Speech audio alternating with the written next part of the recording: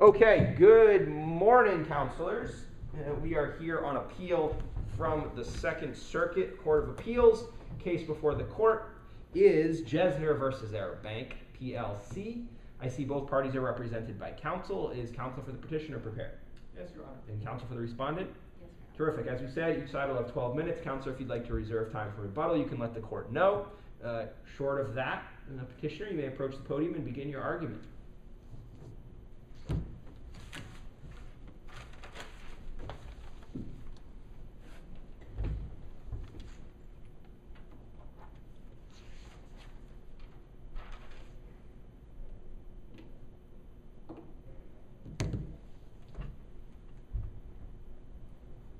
Mr. Chief Justice, and may it please the court, my name is Borna Kazruni and I represent the plaintiff or petitioner, Mr. Joseph Jesner, and others similarly situated in this matter.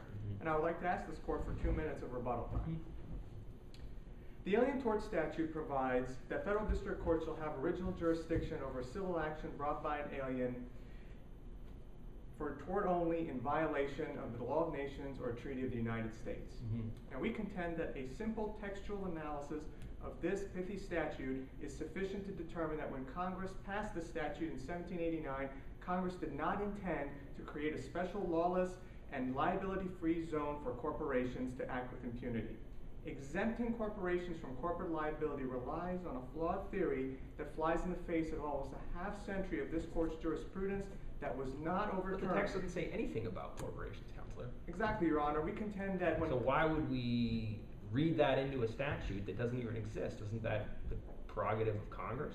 Well, Your Honor, we contend that as a basic canon of statutory interpretation, this court should, as you are well aware and as you cited, that this court does not read into statute statements that were not placed before. So Congress left corporations out, we should do the same, correct?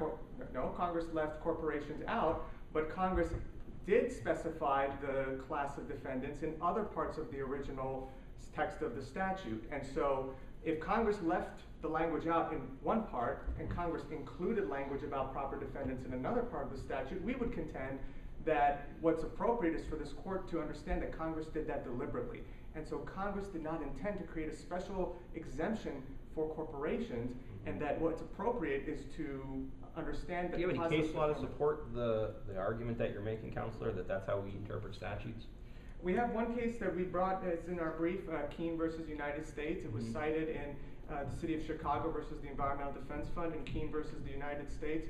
The question before the court was whether the time of filing rule applied to jurisdictional question, and the court applied the same kind of analysis. The court said in Title 28 there are other areas that say that it's jurisdiction to render judgment versus just simple jurisdiction, and they held that we're not going to expand the definition of jurisdiction to apply the time of filing rule. I mean, it seemed like it would be almost the other way, wouldn't it? I mean, if Congress included corporate liability elsewhere but didn't in the Alien Tort Statute, shouldn't we conclude that they meant to include it elsewhere and meant not to include it in the Alien Tort Statute? I mean, it seems like the opposite of what you're saying is more logical.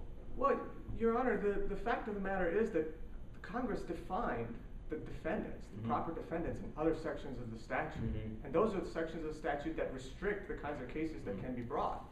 If Congress intended to restrict this particular provision to individuals, that you can only apply the Alien Tort Statute to individuals, then surely Congress would have indicated and said that proper defendants are individuals, not corporations. But anything besides the text of the argument, counselor, that supports your position? Absolutely, Your Honor. There's the history and the purpose of the statute too. I mean, if we look back to when this statute was passed, or even before the statute was passed, during the period of the Confederation, the problem that the Continental Congress faced was that they couldn't ask states to be able to, or they couldn't ask states to apply laws and enforce laws against tortfeasors who had violated international law. And so part of the imperative behind passing this statute in 1789, after the Continental Congress was replaced with the Republic, was to provide an avenue or provide a remedy for victims of the violation of international law. And we saw that in the Marbois incident. But the U.S. courts can't become the police of the world, can they? No, Your Honor, and the U.S. courts are not. Isn't that why we said in Sosa that there's a very narrow scope of claims that are valid under the ATS, and that we should guard that door and keep it almost closed? SOSA very wisely, we contend, and we believe, and we concede, instructed federal courts to exercise great care when discovering new norms or new violations of international law. We are not contending that this court is or the federal courts in general are the police of the world. But what we are contending is, as a basic matter and as a basic rule, corporations do not get a free pass. Where there is a rule, where there is a norm, a custom of international law that our courts have discovered and that the international community respects. Where are they discovering that from? They're discovering it from the guidelines established in SOSA, specific universal and obligatory norms, conduct. And we contend that that's purely defined as conduct. That can be looked to the works of scholars, the treaties that the United States is party to. Do we look to the Nuremberg tribunals? We absolutely can, as an example. And what do those say about corporate liability? Familiar with those? Yes, Your Honor, a little bit. We did discuss that a little bit in our brief, and I think that raises an interesting point, a very good point that was brought up in Kiobel 1. The Second Circuit in Kiobel, and I think I know where you may be going with this, is that the Nuremberg tribunals did not punish corporations per se. They prosecuted their individuals. So why wouldn't we apply that same principle here to the bank executives as opposed to the corporate shareholders? Well, we understand that Article 9 or Code 9 of the London Charter was incorporated and actually did include language that included criminal organizations. And that language was derived from what the Allied powers did after the end of World War II when they disbanded, sanctioned. So are you saying Nuremberg did provide for corporate liability? Yes, but it was not exercised. The corporations were not prosecuted under Nuremberg, but Article 9, we contend, did include a provision that suggests that the tribunal was aware that corporations could be held. So aside from Nuremberg, what other sources do you cite to that demonstrate that a norm of corporate liability exists that is specific, universal, and obligatory? Because isn't that what we required in SOSA? Well, what SOSA requires was that the norm, the conduct that's being prescribed, and that's what we contend is what flies in the face of a half century of this court's jurisprudence, is that international law defines the conduct, not the remedy. It's the norm. It's the conduct being what in this genocide, case? torture. Well, in this case, it's aiding and abetting genocide. It's aiding and abetting crimes against humanity and financing terrorism, I believe. Okay. So a question of law before. So where then do we look for how to enforce this norm? Domestic law. We look to domestic law, and that's a paradigm that's been in place since the 1960s in the Sabatino case, where this court held that while we look to international law, and international law is part of our law, no provision of international law should be read in to believe that dictates to a country how to enforce a particular norm. In fact, that's a paradigm that the Second Circuit concurrence decision affirmed in Kulamani. So it's not completely out of the mainstream to believe that in this paradigm that international law defines conduct, domestic law defines enforcement. So why were you unsuccessful below?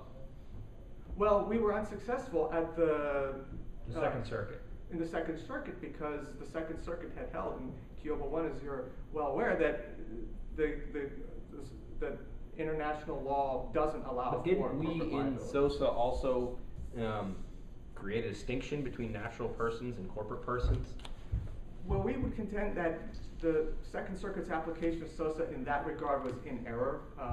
We believe that they misread that footnote. There was, I think, footnote 20 is what you may be referring to, where the court said that, SOSA said that in defining norm of international law and looking to discovering a new particular conduct, what's a relevant consideration is whether the norm applies to a private actor, such as an individual or corporation. You have about a minute left, Counselor. Thank you, Your Honor. However, that's incorrect because what the court was pointing to the fact that there are some norms that apply to state actors and there are others that extend to individuals private actors, that could be individuals or corporations. We don't believe that the court instructed. There's no instruction in there that said that federal courts have to discover whether it applies to an individual corporation. It's an artificial distinction and one that should not exist. So to conclude, we think that the text is sufficient to support a finding that corporations are not exempt from liability. And we think that a half century of this court's jurisprudence that wasn't modified or abrogated by Sosa or Kiobel, is sufficient to determine that corporations don't get a free pass, they don't get a get out of jail free card, they have to abide by the same standards as everyone else in the international community. Thank you, Counsel. Thank you. Okay, respondent.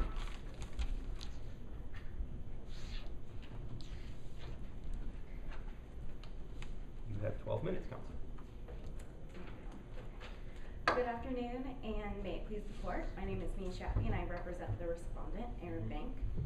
This case is about whether Arab Bank, a corporation, can be held liable under the Alien Tort Statute.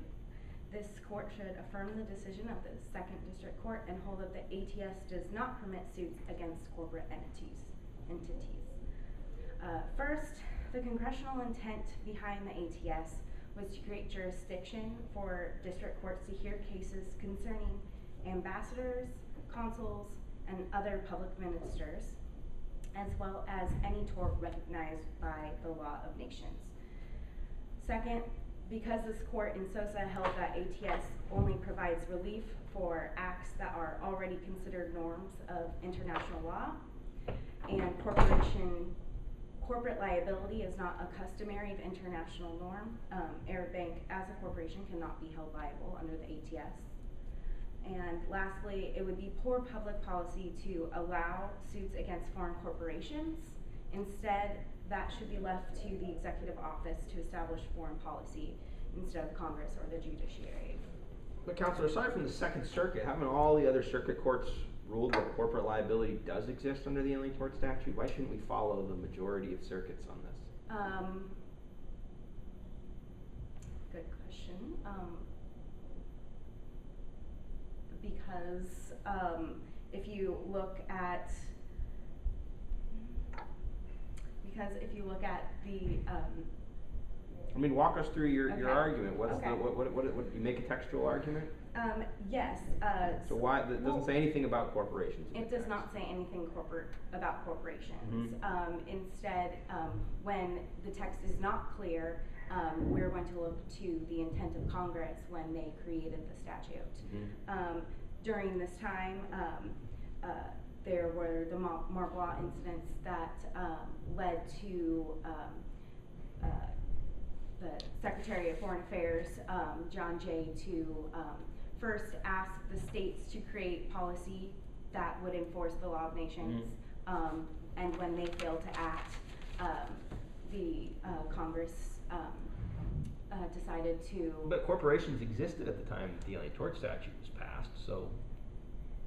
Yes, they did exist. However, that was not the concern. What exactly was the concern? The concern was about individuals, specifically referring to the Marbois incident, individuals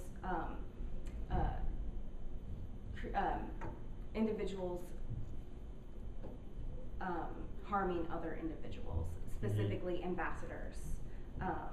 And So would you concede that the petitioners could sue the executives of your corporation that you represent under the Alien Tort Statute? yes, I would concede that. Yes. Because they're individuals. Because they're because they are individuals. But the corporation as a whole cannot be sued under the ATS. Not only because of the. But why not look? I mean, in the United States, corporations are sued for torts all the time. Why would we abrogate that? Why would we change that now? Well, we would change that now specifically because if we look to this court's decision in Sosa that said that the ATS specifically looks at international norms. Corporate liability is not an international norm. Why not? There are numerous reasons. Such as? based on Flores v. South Peru Copper Corporation, it is stated that, What case is this? Flores v. Southern Peru Copper Corporation, that, Is that a decision of this await- court? Yes. Okay. And it identifies that international norms are based on the pervasiveness of a subject Mhm. throughout treaties, and But aiding and abetting terrorism, isn't that a substantive norm that's in violation of the law of nations? Why shouldn't we adopt that? absolutely, but corporate liability is not. And corporate liability is only recognized in 6 treaties, and the U.S. is not a party to any of them. And this demonstrates that the customary international law does not recognize corporate liability. Additionally, But what about, your opposing counsel argued that the Nuremberg tribunals actually contemplated corporate liability. Do you take issue with that? I do. I would respectfully disagree. The International Court of Justice specifically stated that that crimes are committed by men, not abstract entities, Mhm. and corporations would be considered abstract entities instead of an individual. And considering that this court has stated in Kaibel that the single most important source of modern customary international law, considering Okay, so Nuremberg doesn't allow for corporate liability. No. Is that the only source of international law that you point to support your position? I also look to Blackstone's commentary on whether international law at the time supported corporate liability, and But why not look at domestic law? I mean, on what basis do you argue that we shouldn't look at domestic law to solve this problem? The opposing counsel seem to say that we should look at domestic law to figure out who we can enforce the Alien Tort Statute against. we should, but I would once again go back to this court's ruling in Sosa, where they specifically said that the Alien Tort Statute should only consider international law when bringing cases underneath it. Mhm. And although our domestic law does consider corporate liability, international law does not. So what are the horrors that will occur if we were to decide in petitioner's favor? You mentioned there's policy reasons why we shouldn't. Yes. So the horrors, as you stated, would it would be very a very Because bad wouldn't we idea. be stepping in to protect the rights of aliens who had them violated in tort? Yes, it Doesn't would. sound like a horror. It does not, but it would also open a door very widely to all types of lawsuits in But a that's the court's job, is to decide lawsuits. Yes, but it's not the court's job to decide all lawsuits.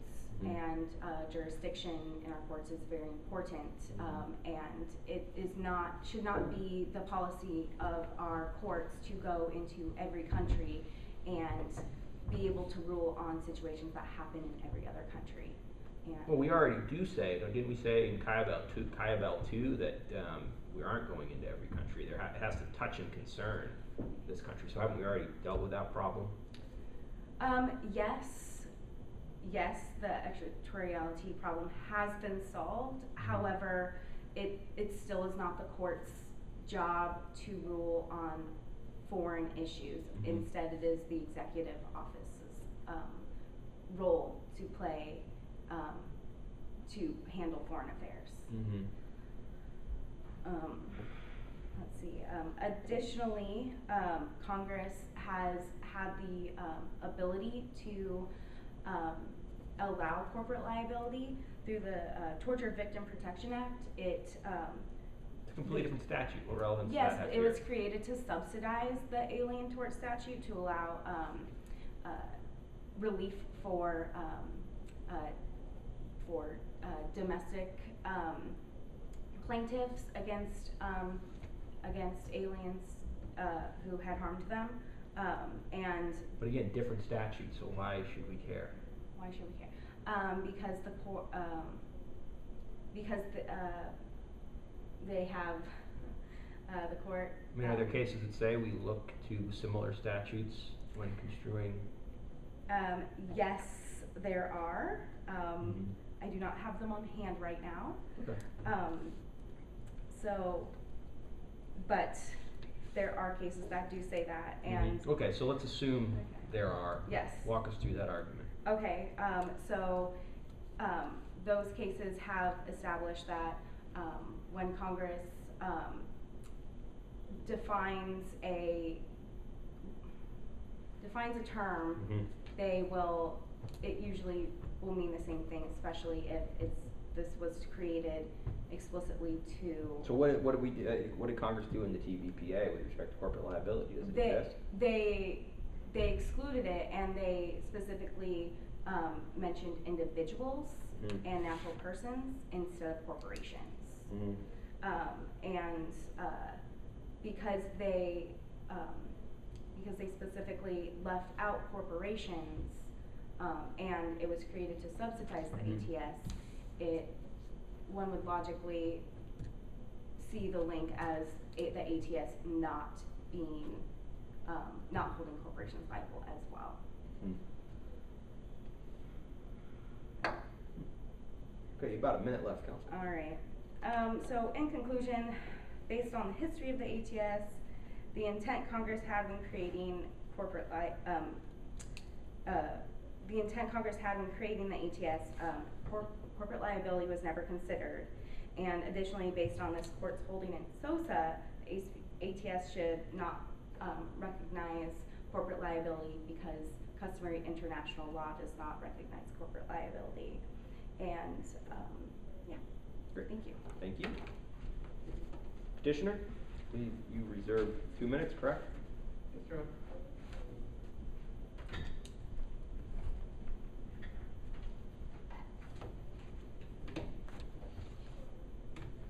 Thank you, Your Honor. There are two things that I'd like to talk about that respondent brought up in their argument. First, that respondents seem to argue that international law does not provide or contemplate any kind of corporate liability. And we would like to just clarify one thing about the London Charter in Article 9. Article 9 said that the tribunal may find that a group or organization may be a criminal organization. So there Were any is corporations found liable during the Nuremberg They were tribunals? not found liable, but as we said, they were sanctioned by the Allied powers under the Allied command structure prior to the tribunals being formed, and that this provision was one of the provisions that was influenced by that decision, and that decision to sanction the corporations and insurance companies was part of, was derived from customary international law. But there's also Professor Steinhardt's declaration. We have included it in the joint appendix. It finds as part of a general principle of international law. He surveyed Islamic jurisdictions, civil law jurisdictions, common law jurisdictions like the United States. All of them have some form of corporate liability. You don't have corporate liability everywhere, but there is some kind of corporate liability. So it doesn't foreclose. It doesn't say categorically there's no corporate So liability. you concede it's not universal. It doesn't have to be universal, Your Honor, in the sense that it's in every single jurisdiction. It has to be universal enough to be considered a part of just the traditional practice of a legal structure of a society. Okay, very quickly, if you'd like to sum up, I think you said you had a second point, but you're about out of time, so. The public policy argument, we think that the respondent is saying that this will open the floodgates to suits. There have been many ATS suits. Few of them have been successful. Most of them have been dismissed on grounds other than corporate liability. The courts have at their disposal tools to be able to weed out the meritorious claims from the excessive claims. We think that that's sufficient, and we contend that corporations should not be allowed to flout international law. Thank you very much. Great, thank you, counsel. Appreciate both parties making arguments here this morning. The court will certainly take the case under advisement and issue a decision in due course.